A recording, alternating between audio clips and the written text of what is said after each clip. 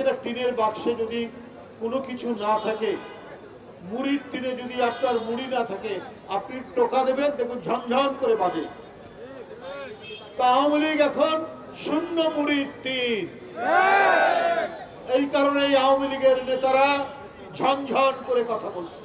BNP নাকি দুর্বল হয়ে গেছে,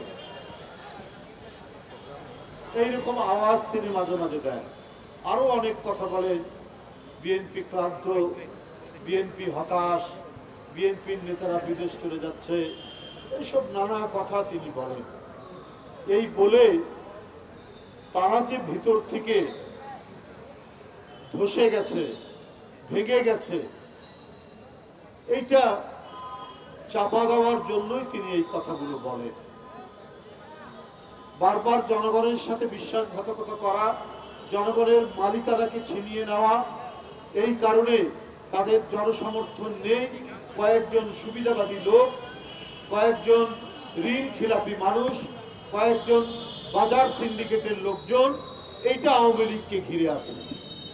এরা তো গণশত্রু, যারা বাজার সিন্ডিকেট করে বাজারে নিত্য প্রয়োজনীয় জিনিসের দাম বৃদ্ধি করেছে, যারা ব্যাংকের টাকা লুট করে নিয়ম বহির্ভূতভাবে ঋণ নিয়ে যারা বিদেশে টাকা পাচার করেছে, যারা সন্ত্রাসী করে অন্যের জমি জায়গা দখল করে, এদেরকে তো জনগণ পছন্দ করে না। আর এই লোকগুলোই যদি আওয়ামী লীগের পাশে থাকে, প্রধানমন্ত্রীর পাশে থাকে, সরকারের পাশে থাকে, তাহলে তো জনগণ থাকবে না। এই জনগণ যে তাদের সাথে নেই, এই কারণে তারা ফাঁপা টিন আছে না, টিনের বাক্সে যদি কোনো কিছু না থাকে, মুড়ির টিনে যদি আপনার মুড়ি না থাকে, আপনি টোকা দেবেন, দেখুন ঝনঝন করে বাজে। তা আওয়ামী লীগ এখন শূন্য মুড়ির টিন। এই কারণে আওয়ামী লীগের নেতারা ঝনঝন করে কথা বলছে।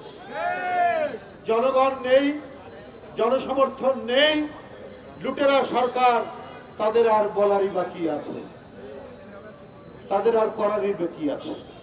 এত চেষ্টা করলেন, আওয়ামী লীগের লোকরাই বললেন এই যে একটা দামি নির্বাচন তারা করতে যাচ্ছেন, যেখানে জনগণের কোনো সমর্থন নেই, সেইখানে আওয়ামী লীগের লোকেরাই বললেন যারে সব যদি মন্ত্রী এমপি আত্মীয় স্বজন, মন্ত্রী এমপির শ্যালক, তার বউ, তার সন্তান, এরাই যদি উপজেলা নির্বাচনে দাঁড়ায়, তাহলে আওয়ামী লীগের অন্য নেতারা কি করবে? এই জন্য আওয়ামী লীগের কেন্দ্র থেকে তাদেরকে নিষেধ করলো, কারো বউ, কারো শালা, কারো সন্তান দাঁড়াবে না। কিন্তু একজনের কথা শোনেনি, সবাই দাঁড়িয়েছে। যা অন্য এমপি মন্ত্রীর আত্মীয় স্বজন যারা দাঁড়িয়েছে, স্ত্রী, পুত্র, কন্যা, শ্যালক, তারা বলছে যে প্রধানমন্ত্রী নেই, 20 থেকে 25 জন আত্মীয় স্বজন উপজেলা নির্বাচনে দাঁড়িয়েছে, তাহলে আমরা বাদ যাবো কেন?